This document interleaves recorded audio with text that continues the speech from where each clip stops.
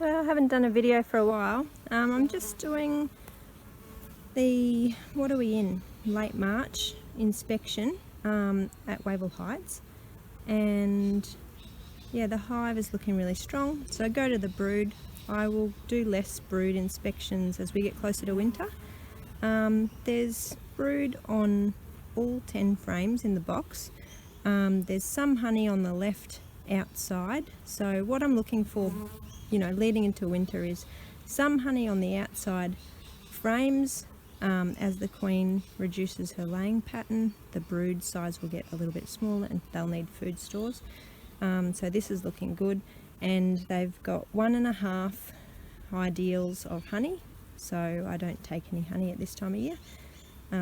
They can have it, and if there's anything left, which there normally is, then I take it in spring. And yeah, lots and lots of brood everywhere, and I'm looking for disease. So there is some small hive beetle in this hive because of all the rain, so I will put a couple more traps in.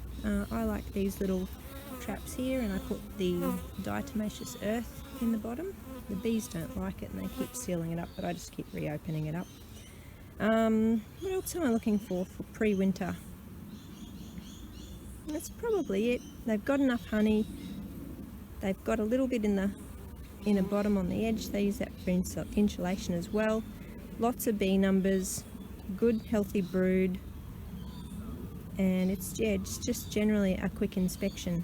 So hopefully that helps. I made the mistake of putting an old honeycomb frame that I'd spun out into below the queen excluder, because they've actually made a box and half of the ideal of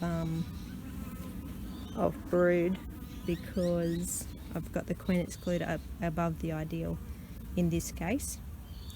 And so they filled the wider cells from the honeycomb frame that they made with drone bee cells. So I've got a lot of boys in here at the moment, so I'm just trying to flush them out, flush them down into the brood box and out the front door.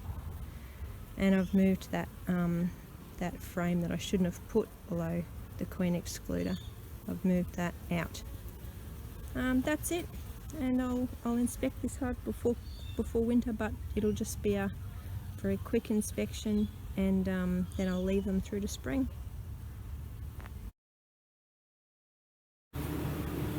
Okay, this other Wavell Heights hive, it's also completely full of brood.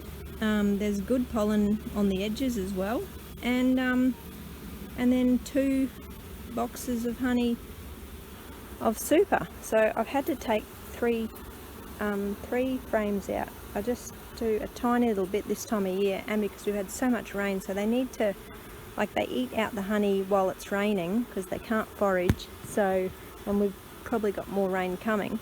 So I just very, very cautious at this time of year, just through, having some bad winters and not doing the right thing. So yeah, but these guys are full. It's just honey and brood everywhere. I had to take the queen excluder out, and I do find that they do better like that because they're just left to their own devices. But yeah, they're very, very strong. So yeah, I'll just put them back together and check them in another month.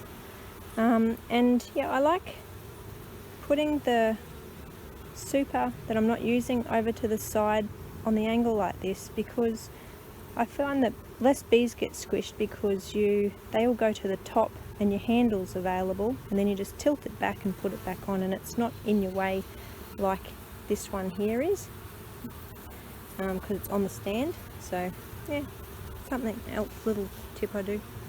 Well, Craig does that really, I just follow his lead.